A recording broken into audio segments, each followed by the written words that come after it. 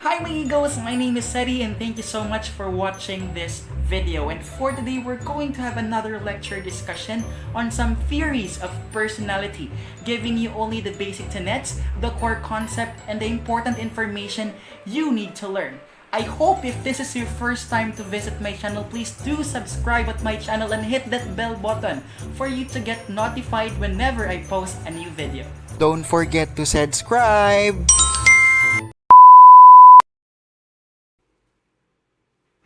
Hi everyone. So for today, let's have another lecture discussion. Let's discuss about Psikolohiyang Pilipino.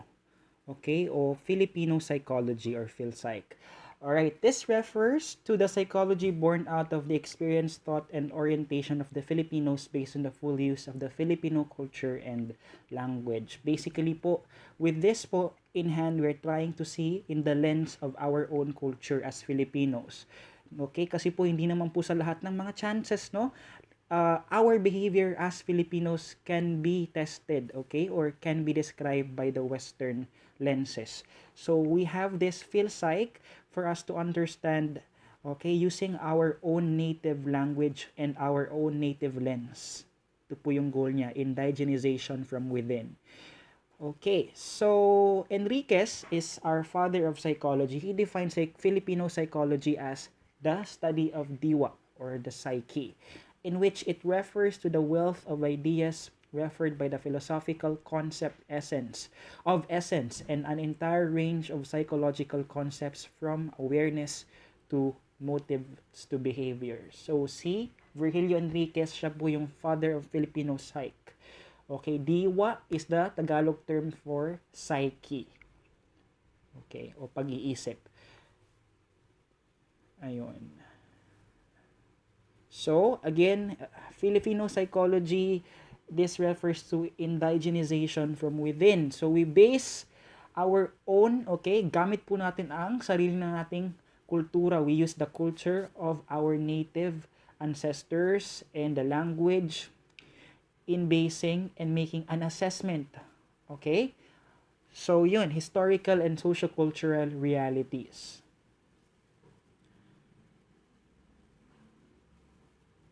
Okay, so it also helps in understanding the local language. Ano ba yung ibig sabihin ng kapwa? What is the meaning of diwa? Okay, so may mga terms tayo. Importante po yung mga kapwa, yung mga diwa, yung mga saya. Ano pa ba yung iba? Meron tayong saya, ligaya, 'di ba? Yung iba't ibang terms. It also unravels the Filipino characteristics. So Filipino psychology also focuses on the personality characteristics and traits of us Filipinos. Okay? So explaining them through the eyes of the native Filipino, kaya tayo merong Psych. Kasi hindi sa lahat ng chances kayang i-explain ng nila Freud, nila Adler, yung personality nating mga Pinoy. Kaya siya na nagawa. Okay? So moving forward, again, this refers more on the indigenization from within. Alright, Filipino Psych. These are some of the concepts and topics. Very important. Ayun, so Psikolohiyang Pilipino, foster national identity and consciousness. Okay, also it fosters social involvement and psychology of language and culture. Okay, so Psikolohiyang Pilipino is also it uses proper applications to health, agriculture, art, mass media, religion, and other spheres of people's daily life. So pang-araw-araw din po siya sa lahat po ng aspeto natin bilang Filipino. So let's talk about Virgilio Enriquez. Siya po yung father of Filipino Psych. So ito po yung some information about Enriquez. We can see here, nag-aral po siya sa UP, nagturo siya sa UP. Okay, so ito po yung information about him. Okay, let's go to the basic elements and features of Psikolohiyang Pilipino. Psikolohiya sa Pilipinas, Psychology in the Philippines, is the general form of psychology in the Philippines. Okay, ito po yun. Psikolohiya ng mga Pilipino, ito naman po, Psychology of the Filipinos. Okay, this refers to theorizing about the psychological nature of the Filipinos, whether from a local or a foreign perspective. So, dapat po alam po natin yung meaning no, ng psikolohiya sa Pilipinas, psychology in the Philippines, and psikolohiya ng mga Pilipino, psychology of the Filipinos. Okay.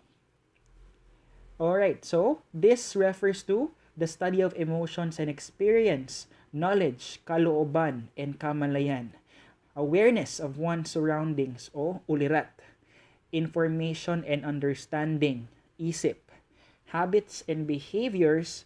This is another term or another meaning of diwa. And the soul, which is kaluluwa, which is the way to learning the people's conscience. Alright, so this in here po we have discussed a lot of Filipino terms which is applicable po siya sa Psych. Ayun. So, also po with this theory, we'd have the superstitious beliefs o yung mga pamahiin. Importante po na alam natin to, yung mga bawal. Okay, yung dapat hindi. Ito po yung mga kasabihan ng mga matatanda na na-apply po sa culture natin and part na po to ng ating kamalayan. Okay? Some of the example, bawal maggupit ng kuko paggabi, bawal magwalis sa gabi, bawal magligpit ng pinggan pag may kumakain pa, bawal magregalo ng wallet nang walang lamang pera. So ito po yung mga example. Ito rin, bawal magwalis kasi daw winawalisan mo ang grasya, sabi ni Lola. Sweeping the floor at night. Also, meron tayong pamahiin na turn your plate when someone leaves in the middle of a meal. Okay. Hindi ko alam yun ah. Meron din tayong pamahiin na we assure your host that you're human. So, tao po, 'di ba? Parang ganoon. Tao po. So, yun po. That is very applicable to our culture when we are trying to knock the door.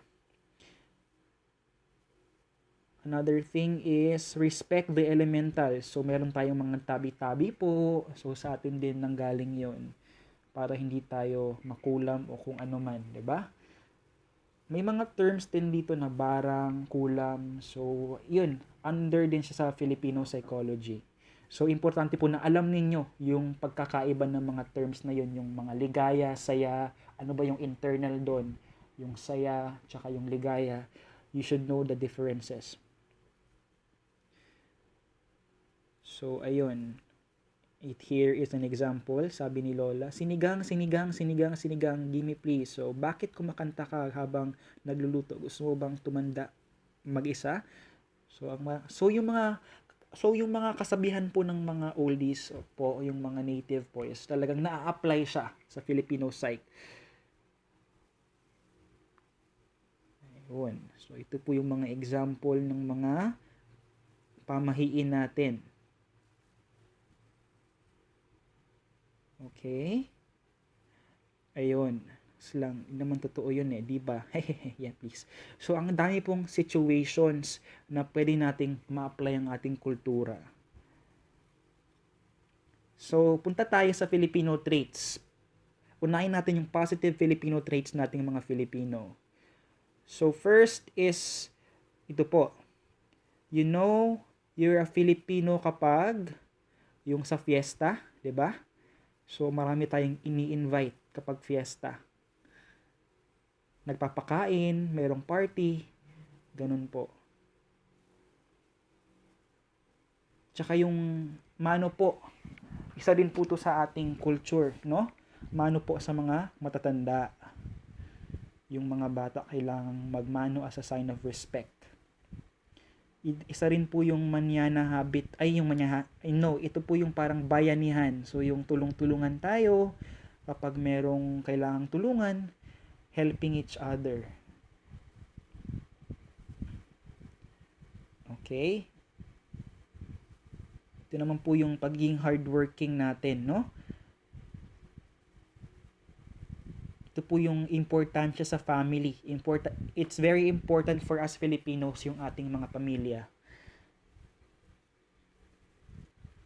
And now, let's go to the negative Filipino traits. So, kung merong positive, meron din po tayong mga negative na mga Filipino traits.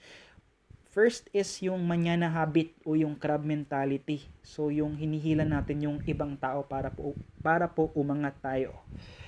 There's also colonial mentality. So, ito po yung we are always accepting foreign culture or tanggap lang tayo ng tanggap o yung ating pag-iisip is nagiging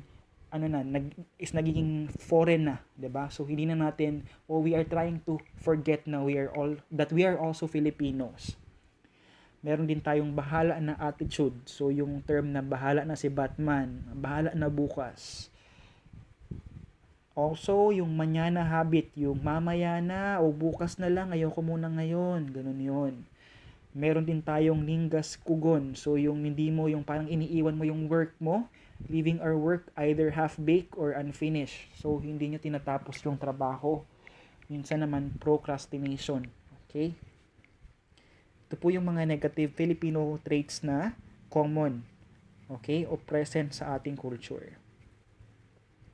So, ayun lang po. Those are the basics that we need to understand about Filipino psychology. So, importante po na alam natin yung mga words, yung mga terms that are being used, yung mga Filipino words gaya po ng kulam, barang, ligaya, saya. As I try to